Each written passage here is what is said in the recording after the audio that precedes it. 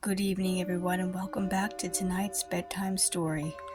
This evening, we're going to continue with more tales to give you Goosebumps by R.L. Stine, special edition number 2, with 10 spooky tales inside.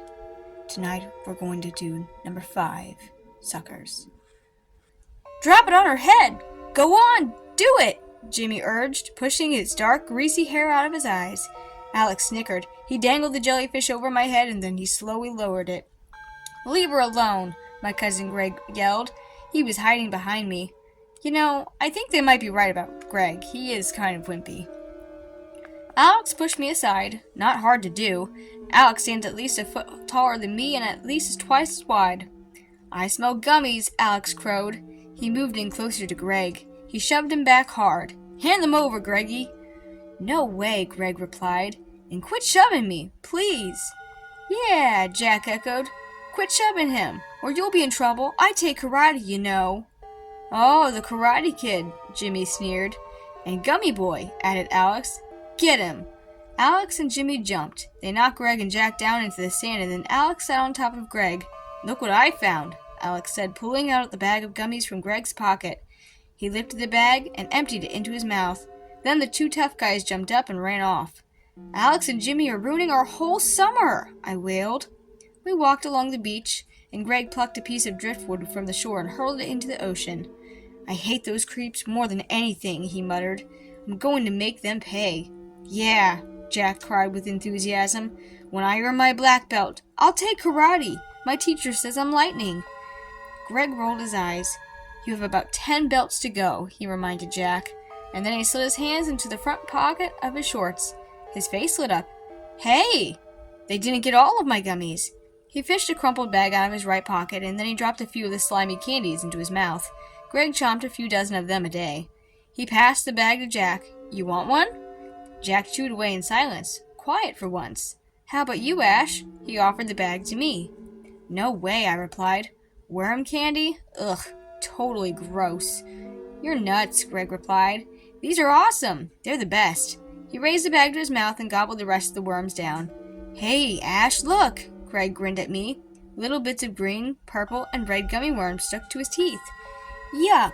You are totally gross! Gross! Right, Jack? I asked. Right? Jack didn't answer. What's that? He said, pointing to a big trunk up ahead on the beach, at Bowen's Cove. The three of us raced through the sand to the trunk, and Jack reached it first. The rusty old chest was as long as a coffin, draped with barnacles and seaweed, and padlocked. Jack hopped up and down. It's a pirate's chest, full of treasure, gold, and jewels. It's not a pirate's chest, Greg replied. Probably just fell off a boat and washed ashore. I bet it's full of fishing gear. I wrinkled my nose. The chest smelled moldy and sour. I bet it's full of rotten fish. Jack danced around the chest. Let's open it! Hurry! He slammed the lock with the side of his left hand, but it didn't budge. I'll open it, Greg bragged. Stand back. He lifted his foot and then smashed it down hard on the lock, but nothing happened. I scanned the beach, and a few yards away I spotted a sturdy piece of driftwood. I hurried over and carried it back. Then I shoved the wood into the tiny space between the lock and the lid, and with 2 hands I slowly pushed down on the wood. Pop! The lock shot open. Way to go, Jack cried. Then the three of us started to lift the damp, heavy lid, inch by inch. Whoa, I cried as it banged open. A big, green, quivering blob sprang out and flew right at me. It latched onto my leg. Help! It's got me, I shrieked. Pull it off! Pull it off! I shook my leg wildly, but the thing held on, cold and slimy, clammy, and as smelly as 100 dead fish. It wrapped itself tightly around me, and it covered my leg from my ankle to my knee. Help! I yelled to Jack and Greg, but they stood frozen in fear. I pushed frantically at the slimy blob, but my fingers sank into the cold, green gunk. Oh! I let out a moan as I felt underneath the skin. The thing had suckers! Suckers that twitched and tugged at my skin, and the more I struggled, the tighter they grasped my leg. Thwack! It moved! It dragged itself up my leg by the suckers, leaving a burning, itchy trail. Get it off! I moaned. Greg and Jack awoke from their trance and they grabbed for the blob. They yanked at it, and the suckers dug deeper into my leg. Thwack! thwack. The blob inched up my thigh, squeezing harder. Greg pounded the blob with a stick. Off, slime ball, he yelled. Off! Greg, stop, I cried. You're smashing my leg. Thwack. The blob yanked a moist sucker off my thigh and wiggled it in the air, almost as if it were sniffing, and then it nosed the sucker into Greg's t-shirt pocket. Whoa! Greg jumped and cried out loud. The sucker emerged with a gummy worm. Slop! It sucked the candy into its slimy little body. It ate a gummy worm, Greg stammered. Did you see that? But it doesn't have a mouth, Jack shuddered. It doesn't even have a head. Now the blob quivered up my stomach. The sucker jerked at my skin. Would it slurp me down too? Stop talking and do something, I screamed. Greg grabbed a bunch of gummy worms from his pocket, and he dangled them in front of the blob. Thwack, thwack. The creature flew off me and heaved itself at the gummy worms, and then it slurped them down. Yes, you did it, I cried. But now it's on me, Greg moaned, and I'm out of gummies. I stared in horror as the blob clung to Greg's arm, writhing and pulsating. Jake gaped at the creature. I think it's growing. Jack was right. The creature strangled Greg's arm and oozed across his chest. More candy, Greg choked. In my bedroom, hurry! It's squeezing me. Jack and I raced to the front door of our beach cottage and we turned the doorknob. Locked. Nobody's home. Jack flung the doormat aside and found the key hidden there for us. He opened the door and we sprinted up to Greg's bedroom. Check his dresser, I ordered. I yanked open Greg's closet door and I pawed through his sweatshirts and jeans. Not a single gummy. I can't find any in the dresser, Jack cried. Check under the bed, I said. Check everywhere. I dug through the bottom of the closet, sneakers, dirty socks. Finally, I spied the familiar bags. Dozens of them. I found gummies, I cried in triumph.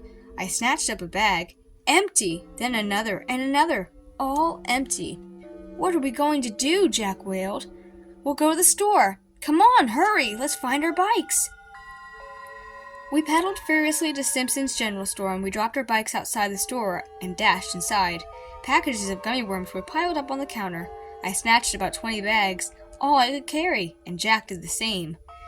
That will be, Mr. Simpson started. Oh no, money. I didn't have any money. Mr. Simpson, please, I don't have any money, and I need these gummy worms, I explained frantically. It's a matter of life and death. They're for Greg. Greg? He's my best customer, always buying gummy worms. Okay, go ahead, I'll charge it to your parents' bill.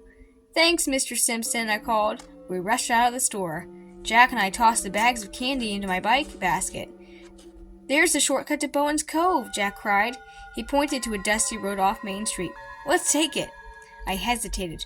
Okay, I agreed, but you'd better be right. We raced the road and then skidded into the turn. Oh no, Jack cried. My gear chain slipped. I have to fix it. Go ahead without me. Just stay on the road, then turn at the cutoff. It's not far. Perfect, I mumbled, rolling my eyes. I zoomed down the deserted dirt road. I whizzed by the tall dune grass. So quiet and so still. No one was in sight, and no cutoff for the cove. I braked to a complete stop, turned my bike around, and I said, I think I'm lost, out loud. You're found now. The dune grass parted. Alex and Jimmy came lumbering out. They gripped my handlebars. Roadblock, Jimmy smirked. No summer people allowed. Alex peered inside my bike basket. Yum, gummy worms. Hey, Jimmy, Ashley wants to share her candy. No, I shrieked. I need those. Alex and Jimmy began tearing into the gummy worm bags. I tried to yank my bike away, but Alex grabbed onto the handlebars again. Then Jack came pedaling up, hair flying, racing up the path, his tires throwing huge dirt clouds in the air. Alex and Jimmy turned to face him. I quickly moved my bike to the roadside. Clear the path, jerks, Jack cried out. Uh-oh, watch out, Jimmy. The Karate Kid is gonna run us over, Jimmy laughed. Jack kept coming. When he was nearly on top of them, he flung his legs out and kicked them both into the dirt. With a cheer, I jumped on my bike and we sped away. You'll be sorry, I heard Alex call after us. Yeah, you guys are in big trouble, Jimmy yelled. We flew down the road and there it was, the cutoff to Bowen's Cove. We reached the beach in minutes. We scooped up the candy and sprinted down towards Greg. And gasped! The oily blob bulged and quaked. Much bigger. Bigger than Mom's beach umbrella. And no sign of Greg. Then I heard a faint cry. Help me! Help me! Greg, I screamed, where are you? Thwack, thwack, the slimy blob quivered in the sand, and that's when I saw a sneaker. Greg's sneaker. He's under the blob, I screamed to Jack. Can't breathe, Greg moaned. Hold on, Greg, I cried. I quickly ripped open a small bag of gummy worms and placed 6 candies in a thin line. Thwack, thwack, slop. The slimy monster slid forward and slurped the gummies up eagerly. More! Open more bags! I told Jack. He tore through the bags, and I flung huge handfuls into the sand. Thwack! The blob plucked a slimy sucker off Greg. It quivered away excitedly. Let Greg go, I thought. Please, let Greg go. I threw a mound of gummy worms on the sand. Rip! The monster yanked its suckers off of Greg, and it rolled forward and slurped down the candy. I spun around to Jack. Lots more gummies. Fast! Try to lead the creature back into the chest. Greg stumbled as he tried to stand on his wobbly legs. Then he and Jack tore open bags and bags of candy. I placed a thick trail of gummies in the sand, a river of gummy worms leading to the chest. Thwack, thwack, slop, slop. The creature followed our trail, slurping down candy. A foot from the chest. The chest! Throw some gummies in the chest, I commanded. Jack and Greg pitched the candy in. Thwack! The blob lurched forward, inches from the chest. Throw the bags right in. There's no time to open them, I shouted. The blob wiggled his way up to the chest of the wall, but it had grown too big to heave itself up. We have to push it in, I cried. Jack drew back. You push it in, he shouted. I'm not touching that blob. What if it grabs me? Not me, Greg protested. That thing nearly strangled me. But it's our only chance, I wailed. We have to boost it back in. But they didn't move. I threw myself against the creature and shoved, but my hands kept slipping. It's too slimy, I moaned. I need your help. Please. Jack and Greg stepped forward, then they all pushed and pushed and pushed.